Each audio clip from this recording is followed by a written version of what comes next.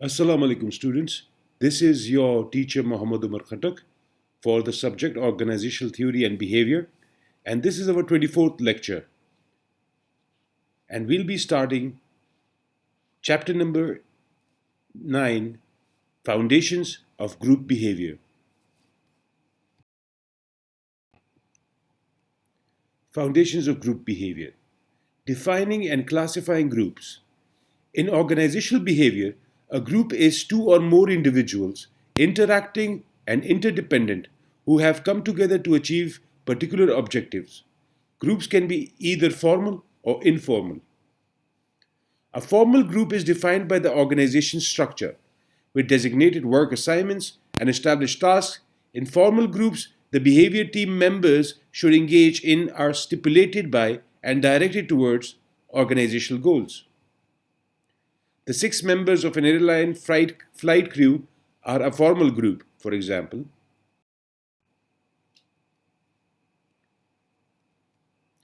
In contrast, an informal group is neither formally structured nor organizationally determined. Informal groups in the work environment meet the need for social contact.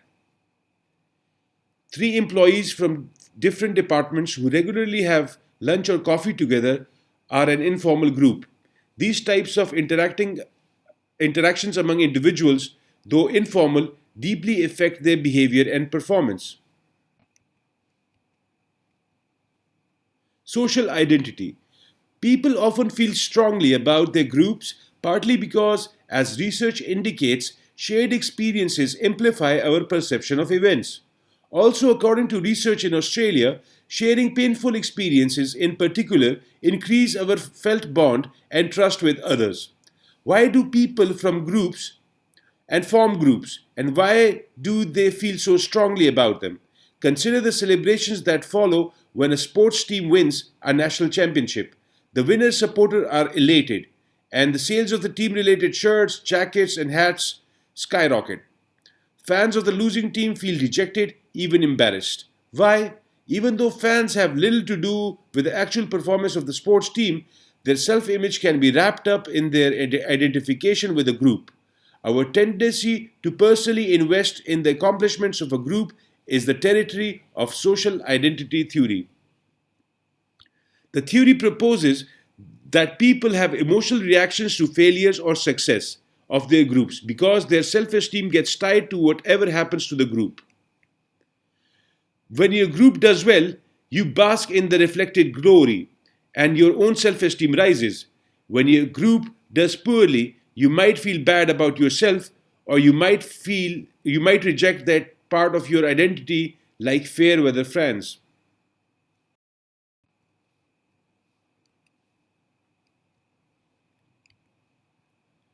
Furthermore, if your group is devalued and disrespected, your social identity might feel threatened, and you might endorse deviant behavior to get even or restore your group standing.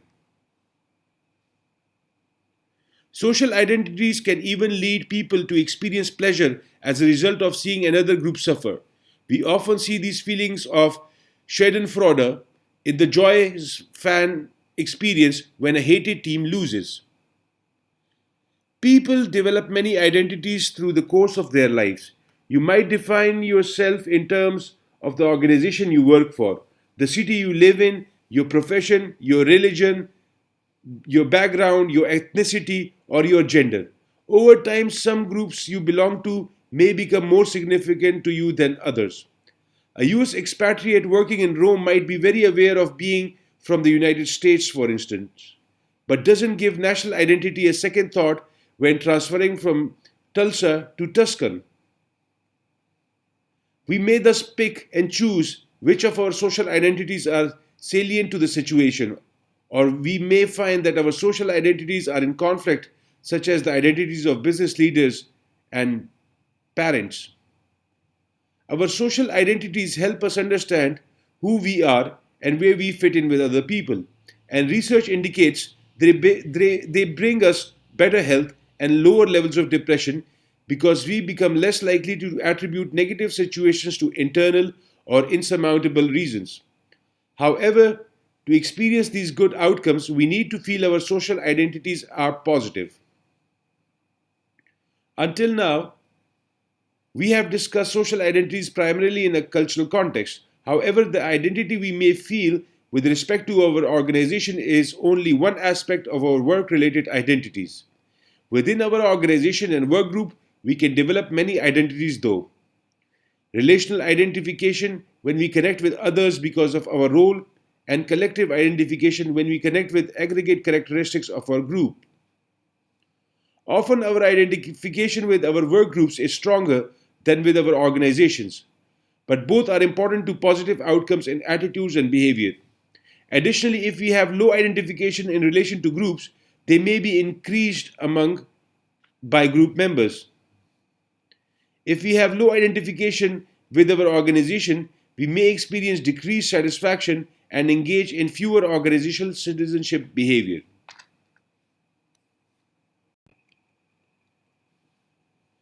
In groups and out groups. In group favoritism occurs when we see members of our group as better than other people and people not in our group as all the same. Recent research suggests that people with low openness and low agreeableness are more susceptible to in group favoritism. Whenever there is an in group, there is by necessity an out group, which is sometimes everyone else, but is usually an identified group known by the in group's members.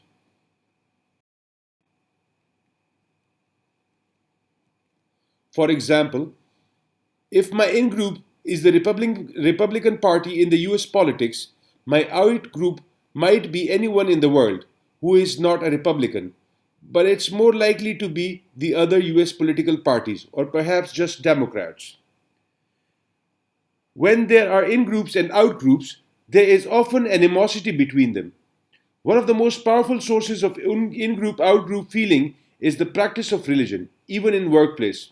One global study, for instance, found that when groups became heavily steeped in religious rituals and discussions, they became especially discriminatory towards outgroups and aggressive if the outgroups had more resources.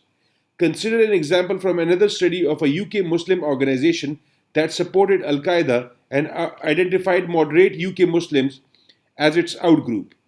The Al Qaeda in group was not neutral towards the moderate outgroup, instead, the in group denounced the moderators, denigrating them as deviant and threatening outward aggression. Social identity threat. In groups and out groups pave the way for social identity threat, which is akin to stereotype threat. With social identity threat, individuals believe they will be personally negatively evaluated due to their association with a devalued group, and they may lose confidence and performance effectiveness.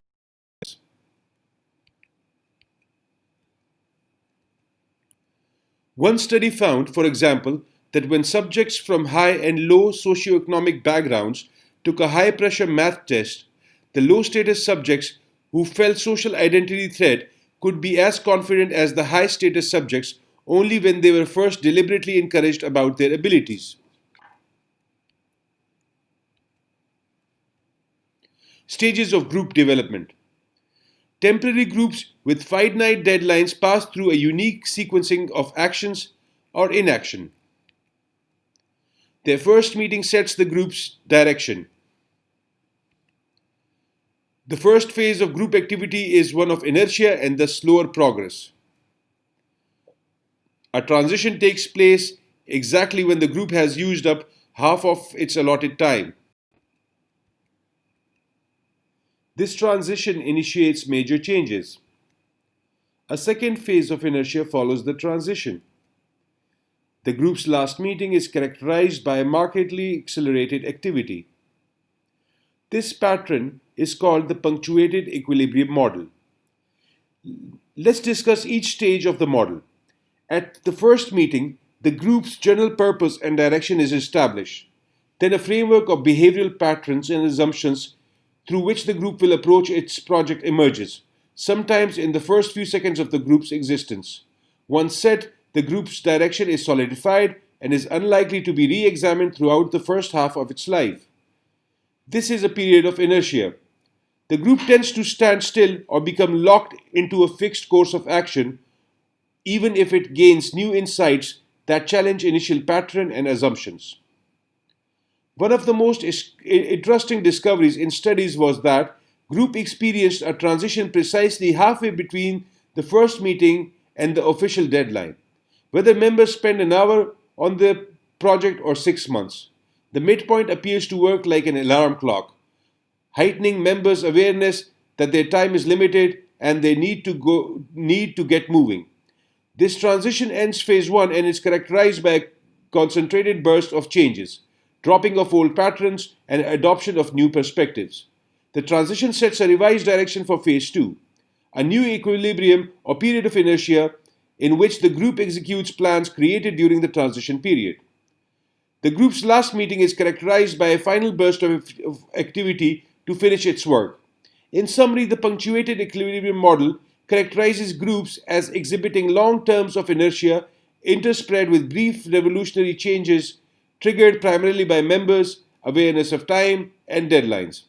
This is not the only model of group stages by far, but it is a dominant theory with strong support. Keep in mind, however, that this model doesn't apply to all groups, but is suited to finite quality of temporary task groups working under a time deadline.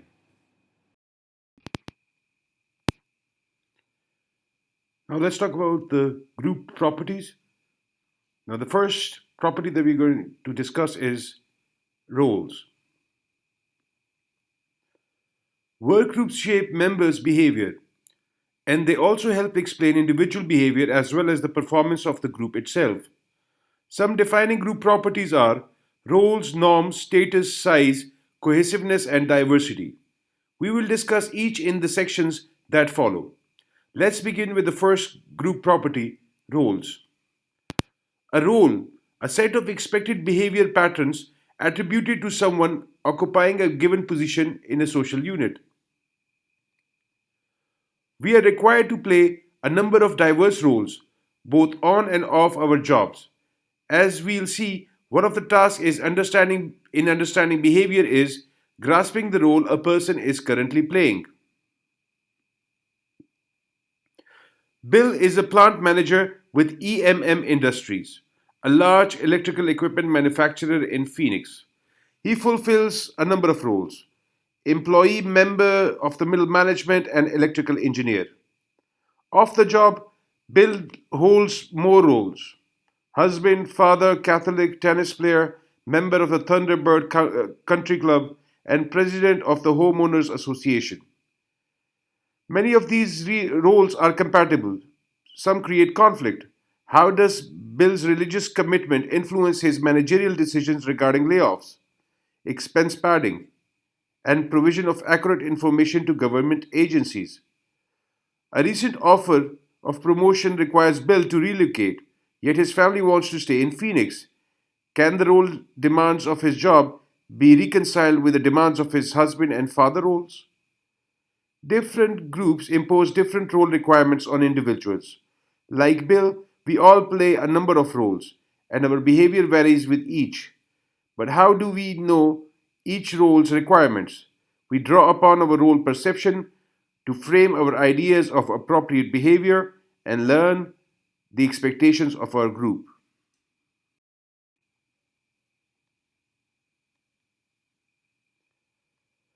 Role perception. Our view of how we are supposed to act in a given situation is a role perception. We get role perception from stimuli all around us, for example, friends, books, films, and television. As when we form an impression of politicians from House of Cards, an apprenticeship program allows beginners to watch an expert so they can learn to act as they should. Role expectations. Role expectations are the way others believe you should act in a given context. A US federal judge is viewed as having propriety and dignity, while a football coach is seen as aggressive, dynamic, and inspiring to the players. In the workplace, We look at role expectations through the perspective of psychological contract, an unwritten agreement that exists between employees and employer. This agreement sets out mutual expectations.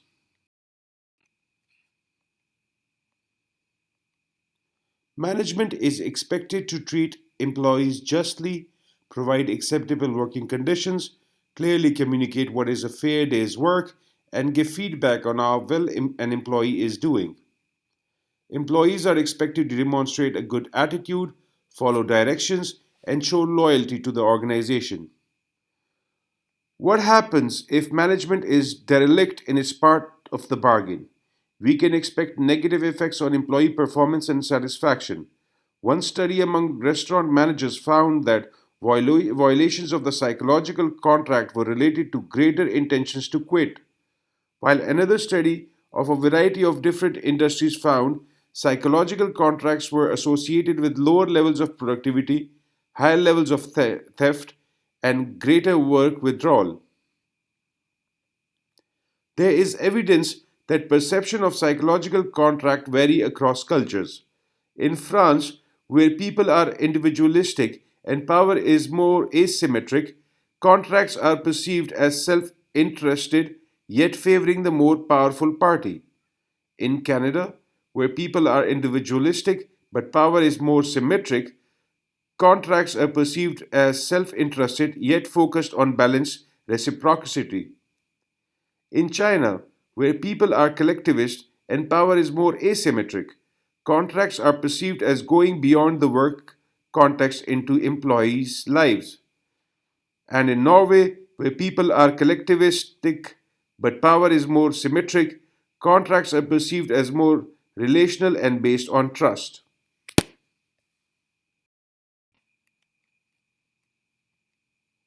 Role conflict. When compliance with one role requirement may make it difficult to comply with another, the result is role conflict. At the extreme, two or more role expectations may be contradictory. For example, if as a manager you were to provide a performance evaluation of a person you mentored, your roles as evaluator and mentor may conflict. Similarly, we can experience inter-role conflict when the expectation of our different separate groups are in opposition. An example can be found in work family conflict, which Bill experiences when expectations placed on him as a husband and father differ from those placed on him as an executive with EMM Industries. Bill's wife and children want to remain in Phoenix, while EMM expects its employees to be responsive to the company's needs and requirements.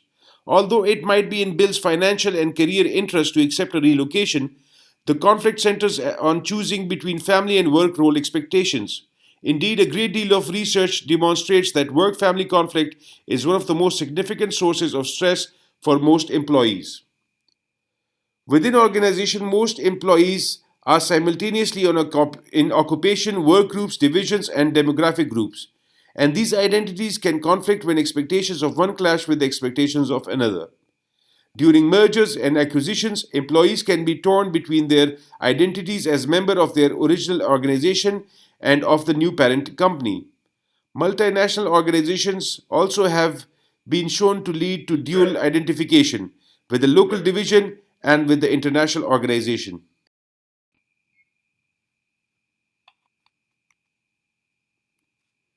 Role play and assimilation. The degree to which we comply with our role perceptions and expectations, even when we don't agree with them initially, can be surprising. One of the most illuminating role and identity experiment was done a number of years ago by psychologist Philip Zimbardo and his associates.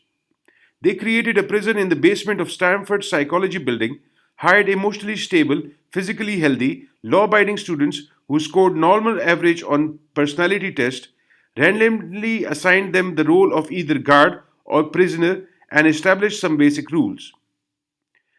It took little time for the prisoners to accept the authority positions of the guards and for the mock guards to adjust to their new authority roles, consistent with the social identity theory. The guards came to see the prisoners as a negative outgroup and they developed stereotypes about the typical prisoner personality type. After the guards crushed a rebellion attempt on the second day, the prisoners became increasingly passive. Whatever the guards, dished out, the prisoners took. The prisoners actually began to believe and act like they were inferior and powerless. Every guard at some point during the simulation engaged in abusive, authoritative behavior. One said, I was surprised at myself. I made them call each other's names and clean the toilets out with their bare hands. I practically considered the prisoners cattle, and I kept thinking, I have to watch out for them in case they try something. Surprisingly, during the entire experiment, even after days of abuse, not one prisoner said, Stop this, I am a student like you. This is just an experiment. The researchers had to end the study after only 6 days because of the participants' pathological reactions. What can we conclude from this study? Like the rest of us, the participant had learned stereotyped conceptions of guard and prisoner roles from the mass media and their own personal experiences in power and powerless relationship gained at home, parent child, in school, teacher student, and other situations. This background allowed them easily and rapidly to assume roles and with a vague notion of the social identity of their roles and no prior personality pathology or training for the parts they were playing to execute extreme forms of behavior consistent with those roles. A follow up reality television show was conducted by the BBC. The BBC results were dramatically different from those of the Stanford experiment, partially because the show used a less intense simulation prison setting. The guards were far more careful in their behavior, limiting their aggressive treatment of prisoners and expressing concerns about how their actions might be perceived. In short, they did not fully take on their authority roles, possibly because they knew their behavior was being observed by millions of the viewers. These results suggest that less intense situations evoke less extreme behavior, and abuse of roles can be limited when people are made conscious of their behavior. This will be the end of the lecture. Thank you.